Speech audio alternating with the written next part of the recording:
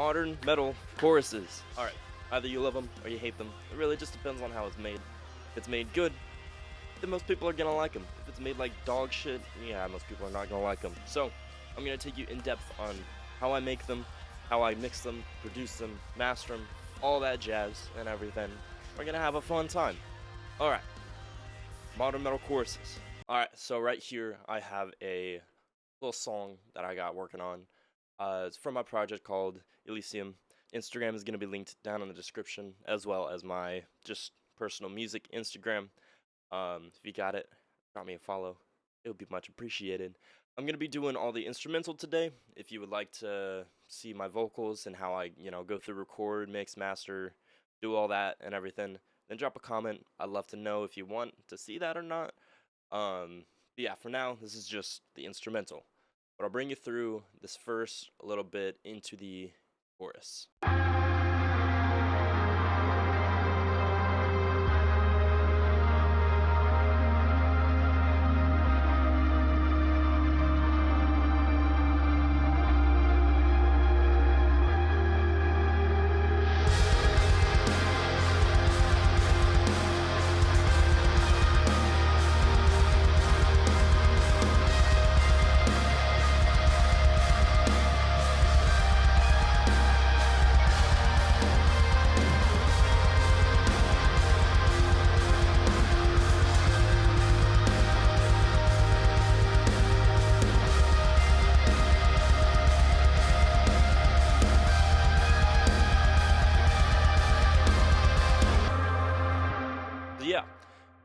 That is, a little intro into our first chorus. Straight off the bat, slamming, straight in your face and everything. But yeah, this is probably one of my favorite things that I've ever done. I like it a lot. It's beautifully made. It just sounds beautiful, and I like it. And I'm all about the ambience and the atmospheric sounds and everything, and just making a chorus sound beautiful. So, I'm going to start with our rhythms right here. So going off the bat, I have kind of a little riff going, and I'm automating the EQ. So it starts out really like, there's a big old high pass going on right here. And I'm slowly letting that up.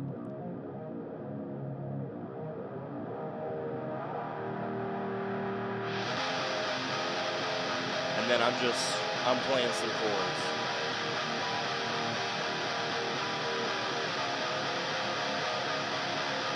But basically, when I'm doing this, let's go ahead and solo you out. I start with one thing, and that's going to be my amp sim. When I'm building out a template or just any tone of some sort, I always start with my amp sim or whatever. Or if you're recording via your actual amp, excuse me, if you're recording via your actual amp, it can be a little different, but also very similar. I have Mixed Wave Spirit Box because I love Mike Stringer. I love all of his stuff. I love Spirit Box. And this amp sim is absolutely killer. So it's what it sounds like just straight out. It's a little tone I made called A sharp rhythm. If you want to copy the settings, I'll just kind of go through them with you. But they're very simple. There's not much going to it, I think I have some input processing and then some output processing. Nothing too fancy. Again, it's a great amp sim. When you're making a modern metal tone, I'm really like, as you can see, I'm kind of almost in line. I kind of took down the lows a tiny bit, mids a tiny bit, and then I boosted the highs as well as the presence. Those high end on the guitar specifically are always going to be something that just cuts through the mix, and you gotta those are some key components to it and everything. Gain, pretty much at 5. Resonance, I got that up too, and then volume is normal. On my OD, I have the drive really low and the tone high. It's a common trick used in this genre of music and everything. It just creates that little that little high bite, I guess, if that's what you want to call it, that you need. But yeah, pretty simple tone, pretty nice. And the next, I go through a compressor. Logic's plugins, straight out the bat, are really good. They're great. There are, of course, better plugins out there. But personally, I don't have $150 to spend on Pro C or something like that. So I'm just gonna stick with Logic stock stuff, because that's what I can afford. If you can afford those bougie ass plugins, then go for it. They're gonna make you sound great. But if you can't, then Logic's stock plugins or whatever DAW that you may be using are gonna work pretty great. I prefer Logic. Logic is I've been using it for a couple years now. No, about a year now, and it's never failed me. It's done great. When I'm doing heavy guitars, I typically always go to the vintage FET or the FET or whatever you want to call it. And when I'm going, I always look and I want to make sure that the highest points is going about -5 or so. Uh, pretty simple. I just have I thought that it was a 4-to-1, but I guess it's a little less than 4-to-1. And it's pretty simple, like straightforward. I'm pretty sure I didn't even touch these. But I always like a little bit longer release and a shorter attack. Just so that the bite is there and the transients are a little bit tighter. And then for my distortion, I just got that on soft. Creates a little bit of volume. Just kind of gets some oomph in there that you need. Alright, and then the next is a very important part when it comes to... Oh, my mastering chain is still on. Damn it. Next, we got EQ. This part is one of the most important parts when it comes to crafting guitar tones. It's a big thing. Why is that lettering so big? Interesting. Anyways, so I have 2 EQs on here just because there's only a select amount of bands on the stocks Logic 1, and I'm pretty sure I'm using every single one. Yeah, all the bands that I can use. So we're gonna start with this guy. This is gonna be the main machine to this and everything. I'm not gonna explain how to understand EQ and everything. That's kind of in depth. EQ is really simple. Once you get it down, you got it done really simple. I can make a video explaining EQ if you'd like me to. Just let me know, but I'm not gonna do that this video. I'm just kind of going over the mix and everything. So first thing I do is I cut out all the lows. Pretty much, like, this is... All the lows need to go, because in a modern metal mix, specifically, your bass is gonna be that bass for your guitars and everything. That's really all your bass is gonna be doing. But you're gonna cut down all the lows on your guitar, just so that when you put in that bass, that it's really gonna just widen it up, and it's gonna make it sound full and nice, snazzy. So I always have a little bit of a low cut going, and then I typically find my main frequency. So for this one, it's gonna be between, I don't know what, 130 to 300 or so, and I typically like bringing that down a little bit. It just kind of brings away some of the muddiness and everything, creates more definition and clarity. And then there was a little spot right here that was also kind of muddy and gross, so I cut that out as well. And I always do like boosting some of the mids. Again, when you add that bass in, it really starts to just wrap it all up and make it sound whole. I didn't mean to hit that. It makes it sound whole and everything. Again, when you're really mixing these guitars, then you need to mix them while you have your bass. Because if you mix the guitars, you know, EQ and everything like that, and then you mix the bass, EQ, compress, you know, do all that stuff, and then you play them together and it sounds like crap, you got some working to do. But, you know, that's something basic that I'll do, is I'll typically just do something like this, honestly, sometimes even this, and then once I get my bass in and recorded, or in this case, I'm using Gin bass, so programmed, then I will go in and I'll mix the guitars and mix the bass along with it. Anyways, back to this. Yeah, I just have some of the highs boosted. Helps add a bit of that bite and a bit of that clarity into the mix. I don't think I have any low cut or high sharp or anything on this one.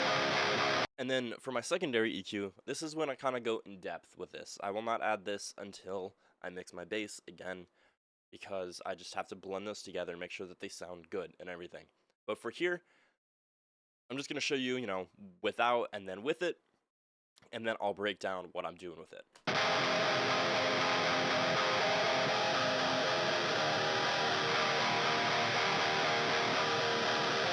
So one thing you can immediately tell off the bat is you can hear some airy notes in this. You know, it depends on how you're listening to this video or whatever. If you're using monitors or like headphones or something, it's going to hear it better. There's a lot of airy noises and everything, and I will point them out to you. This is pretty much what all this is for, is I'm going to take some of the boxy sounds and some of the airy sounds, and I'm just going to cut them out. This is a very common trick that a lot of producers and mixers and everything in this scene love to do. It just makes everything sound so much better, because again, with width, sounds nice and tight. And this just sounds a lot more loose, airy, boxy in some ways, if that's what you want to call it. And I do have this high cut right here, and it's typically just set to this, normally 1700. That's 17,000, not 1700. Typically I have it to 17,000, sorry, and especially because I use a lot of automation. I don't know if I have any, yeah, I've got some more coming through here. But yeah, I've got that high cut on there. I typically don't like to cut that much highs off of my guitar tone, just because that's where your guitar is doing all the work. But let me just bring these up right here, just to give you a nice example of what these are doing. So when I play these, it's gonna sound like crap, but it'll also demonstrate on why I have it like this. Sounds pretty bad, doesn't it? All right, so let me solo out each frequency. So first off, I have this low one. This one is just a lot of boxy, airy, low noise that I don't like to have. So I'm just gonna take that down, you know, negative 13, negative 14 decibels. And then the next one we have is a very, like someone's blowing into a cup or something. So bringing that down, we'll do about the same. We'll do probably 15 on this already. So much better.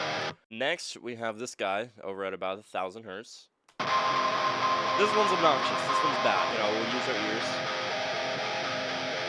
If I bring it down too much, then it just doesn't really sound right. But I'm gonna bring it down to where, you know, I'm not hearing that obnoxious freaking frequency anymore. Or lastly, we have this one at about 2,000. This one's gross, very gross. So we're gonna do the same. Just take it down, not too much, because then it brings away from the tone. But, you know, about 11 right here does the trick perfectly. So, it's a nice sound. I'm gonna go straight to my drums. These, I have you know, they're pretty simple. It's a simple groove. You know, just following the guitar a bit.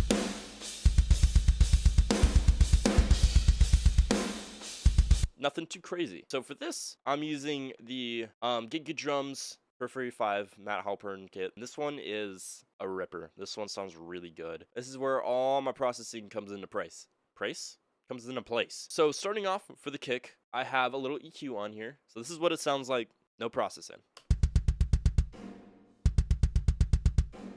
You know, automatically, it's a good sounding kick. It doesn't sound bad. I basically just took out, you know, 128, down a bit, 180, down a little bit, 400 basically. No, I took that down way more.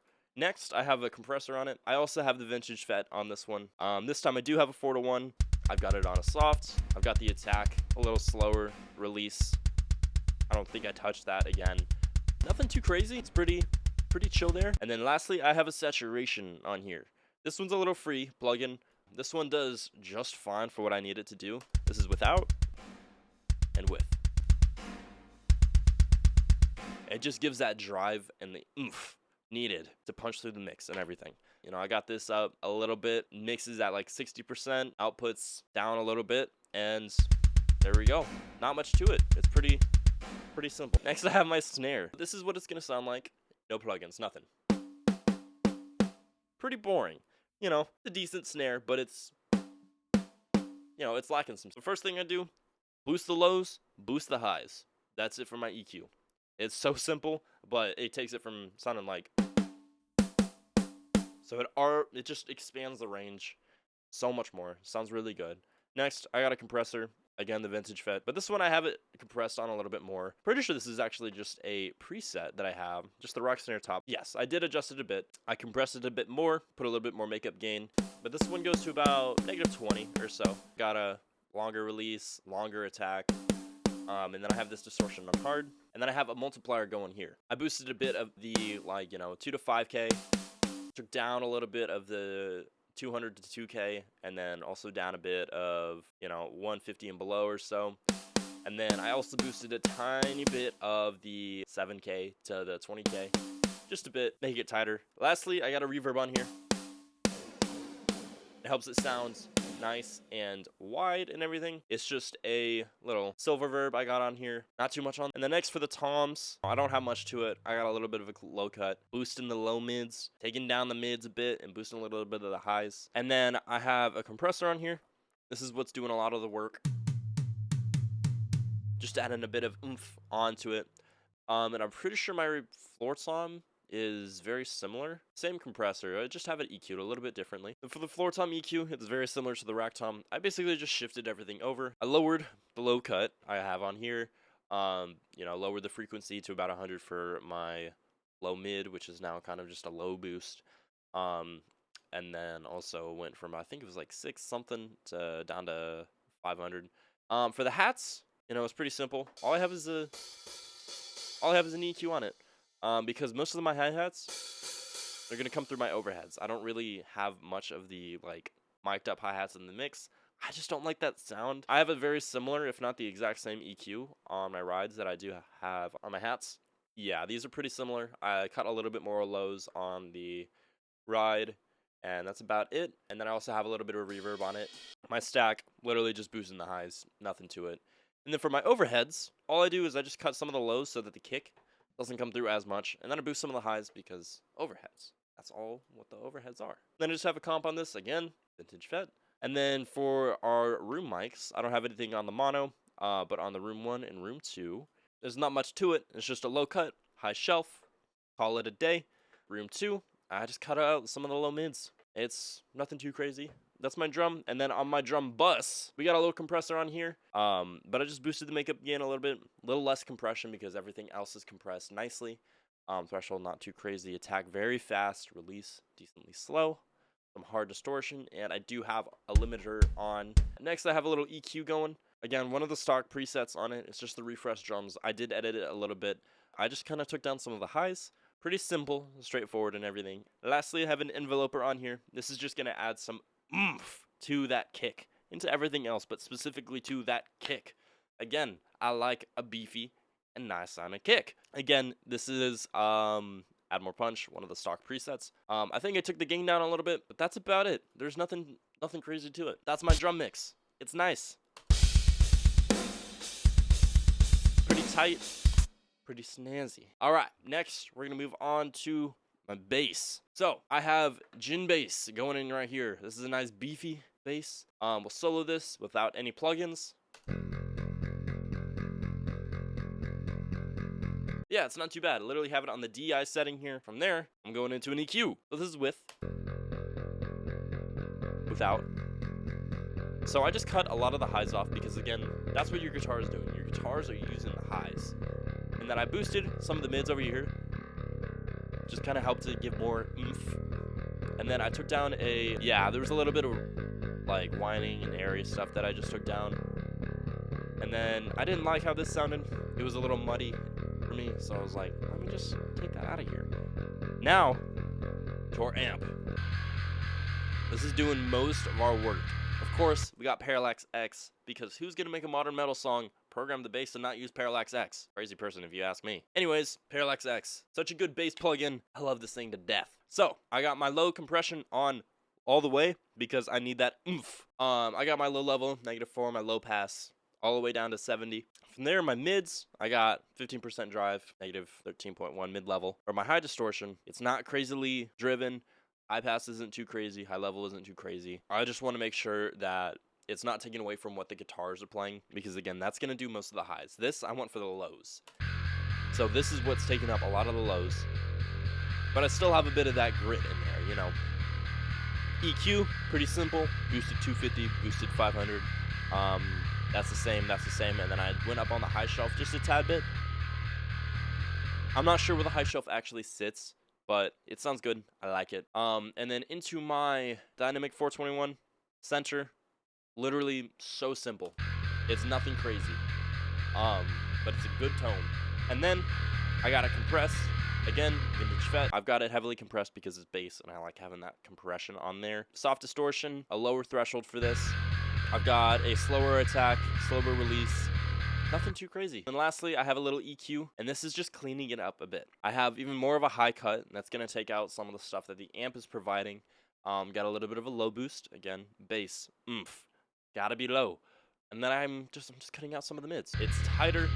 Yes, it sounds a lot more subby and a lot less, like, wide. But again,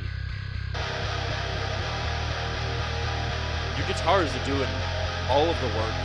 Your bass is just support. So it's just adding that low end to make it sound nice and crisp and full. And there you go. There's your bass. It's pretty simple. I also have a sub bass that I have layered. This one is a stock Logic preset, cut it from the ES2. But yeah, I did add some compression. This is how you know it's me, because it's a vintage fet. But not too compressed, you know. I did an auto attack and release, you know, not too shabby. Soft distortion, really simple. And then I added some reverb, and it's not that much, but it's a little bit, enough to make a nice difference. It just adds a little bit, and it's nice. But that layered with our gin bass,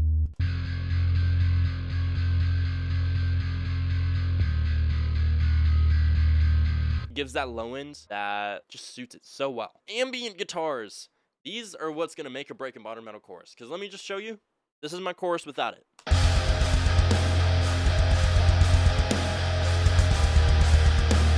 Kind of boring, you know? It's simple. But then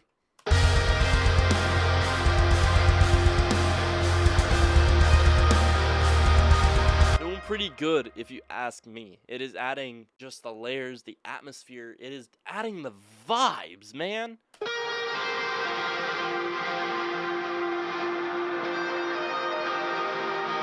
So let's go over each one real quick. So basically, I'm using this to just kind of tremolo pick some of the higher notes, create some ambience, some nice vibes. But I got Mixed Wave Spirit Box on this again because it's just great. It's nothing too crazy. This is what it's like without any of the processing on it. So it's a nice drive, like lead tone, but then the reverb is what sells it. This reverb is majestic and angelic, and I love it. Added some delay, add more ambiance and everything, and it's nice. It's a great touch. It sounds great. And then we got the compressor. Vintage fet, because what else do I use, frankly? Not compressed too hard, thresholds, alright. Makeup gain, auto, soft, nothing crazy. And then I have that pan left and right. We have our ambient lean mono. I'm doing a little bit more in this one, so I'll just play it.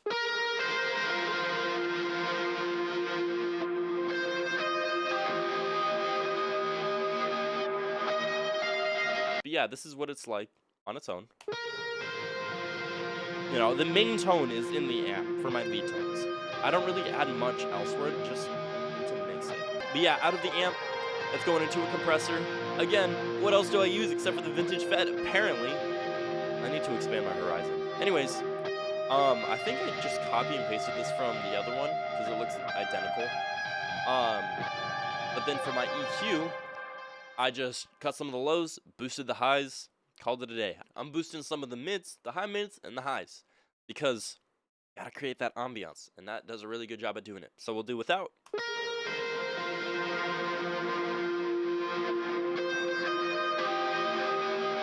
That's my mix, guys. It's simple, it's straightforward. You know, I think I worked on this mix for a week, and it sounds like this. Like, it doesn't take long for this to get good. Alright, now I'm going to take everything, take all of the processing off. Just going to have, like, the straight tones and everything like that. And we're going to play before and after for the mix.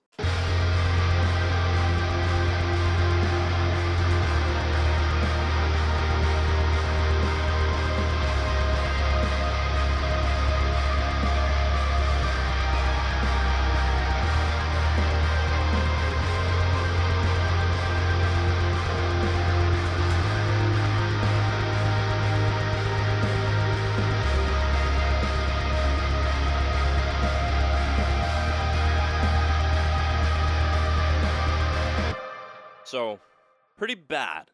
You know, the ambient guitars are really overpowering, as well as the rhythm guitars. You can barely hear the drums, can't really hear the bass. But now, again, let's listen to it mixed.